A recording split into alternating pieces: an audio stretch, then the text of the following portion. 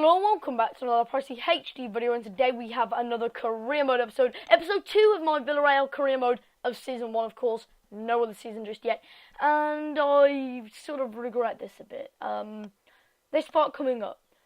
I was really struggling and I decided to experiment a glitch on this game. Now the glitch is, you've got to make a team accept your offer for the player.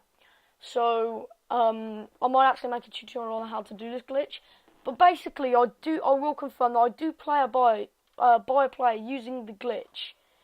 Basically what you've got to do is you've got to make the player decline his contract. Now at the time I didn't realise that if you set a too low a wage, they actually counter offer your contract. They don't just decline it. So what you've got to do is you've got to give him the wage that he wants, but the squad role which is too low, and that's how they flat out decline it. And that then leads into your opportunity to go into the search players section, and well, it says bid to buy, because technically, although there's still another negotiation going on with him, you're technically out of negotiations with him because he's declined at the end of the day. So you leave the email there, and then you go over to the search players section, search to buy, get say Schneiderlin or Gabriel in this case, and insert however much money you want to pay for them, and that is how much money you will pay for them. Then go back to the contract offer, put in a good contract offer that they will accept, and that is where, when they accept it, you end up getting the player for however much you put it in. It's quite complicated, but you can see it on the screen now, and I do regret doing it, but you know, at the time I thought I was struggling. I was really struggling to get the players that I wanted. So I thought, let's try it out. Let's just experiment. And understandably, I don't think your guys' reaction is going to be very good.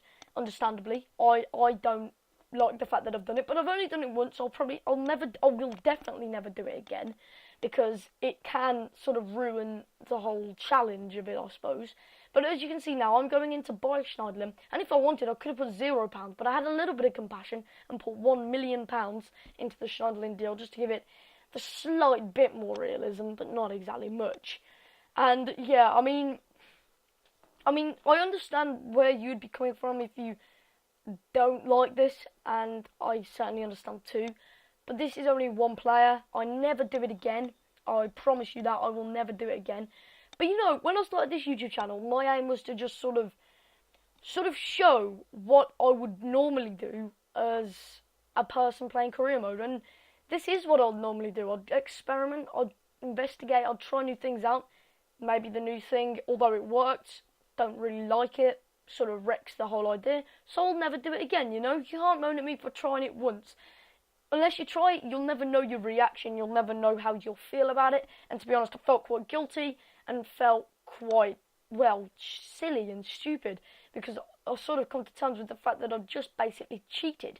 In a way, it is cheating, but at the same time, so is the loan glitch.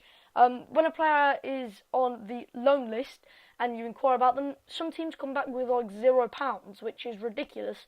And that's a glitch. That's a glitch in the game. Pre-contract, although it's not a glitch, that is massively abused as well. In a way, it is sort of cheating. And you can see I did actually take my time deciding whether I was going to accept the Schneiderlin offer. But in the end, I thought there's no other way I'm going to get the players that I need. And I don't abuse this. I use it on Schneiderlin and no one else. Schneiderlin's a great player, and I love him at the club. And the truth was, I wouldn't have been able to get him if not. And Schneiderlin was is going to be influential in this series. I can tell you that. I can promise you that now. Although, of course, I haven't actually played the whole season yet. But, of course, I haven't. I've only played a few games ahead of this. But he will be brilliant. I promise you he will be brilliant. And it will be worth it just that once. Maybe making a bit of a mistake.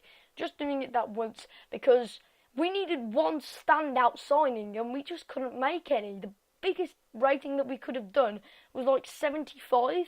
And I don't like that. I wanted a big 80 overrated player, and it just wasn't possible unless we were willing to spend all our money on it, which, well, I needed more than one player as well. So anyway, that's behind us now. We'll move on. And another thing is, Ivy Lane. I changed the bloody stadium at the start of this career mode. I gave us a 50,000 capacity stadium which looked quite small for 50,000, and it resembled Villarreal's real 24,000 capacity stadium, or was it 25,000 capacity stadium? And it didn't really look 50,000, that's why I used it. One, because it was, but it didn't look it, and two, because it looked similar to Villarreal's real stadium. Named it the real name, the L something, the L something, not really quite sure.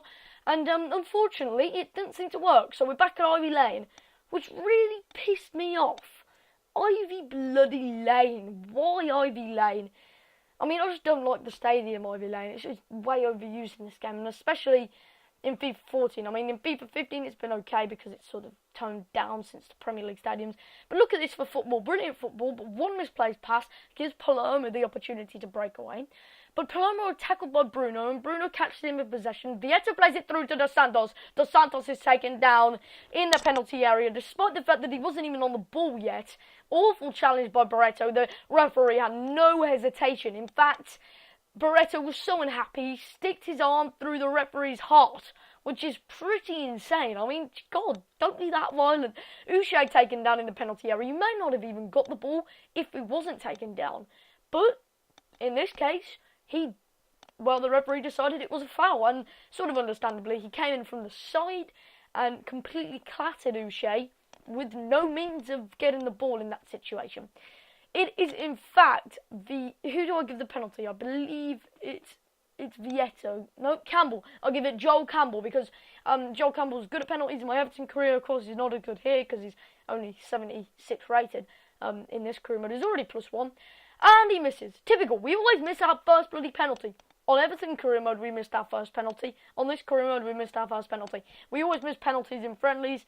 And Palermo, well, we dominated this game. But we do go in at the break with a stalemate. And eventually, we can't actually break down that stalemate. Campbell, though, on the corner kick, whipping it in towards Bruno. Bruno tries to get his head on it. Comes back up to Djokic. Djokic plays it over to Rukavina. Rukavina driving forward, picks out a pass. Cheryshev, well, defending from the goalkeeper with his feet, plays it back into the danger area, but it is eventually cleared by the Italian team. Pina, though, into Djokic this time. Uche lets fly.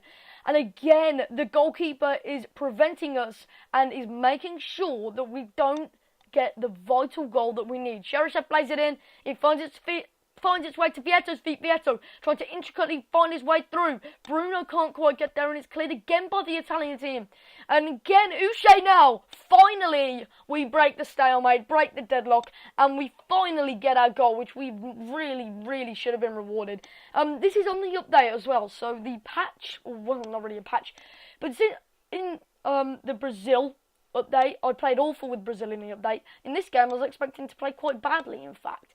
But we actually played really well, and I'm pretty happy with the way that this Villarreal team played. So maybe it was just the fact that it was the Brazil team, who knows. And Palermo, well, we just kept pickpocketing them now. They just completely broke down. Once, we got them a second time, and they fell apart in these final few minutes. Well, we've just broken them to pieces. Like a jigsaw puzzle, undoing everyone, though, not building it back up. An awful metaphor there, but you know, it works. Kochi this time, though. Kochi plays it right to Dorella. Is that Dorella on the left wing? Plays it back inside to Kochi or Rogani or something. He lets fly. Unfortunately for him, it's the side netting. And again, we get a great opportunity. A point-blank save from their goalkeeper. And well, their goalkeeper has been outstanding today. Magnificent performance by him. And we finish the game with a 2-0 victory, which I'll take. It should have really been 3 or 4, but you know, I'll take it. And that also brings us to the end of the episode. If you enjoyed the second episode of this Villarreal career mode, which is pretty awesome, then make sure you smash the like button. I'm looking to fly through this now. After Everton got a bit dragged out, but I've got a rejuvenated series here, and I really hope you enjoy it. If you did, make sure you smash the like button, subscribe if you're new and you're really interested in career mode and Ultimate Team, because I've started my Ultimate Team series called Foot Types. Make sure you go and check it out, and I will see you next time.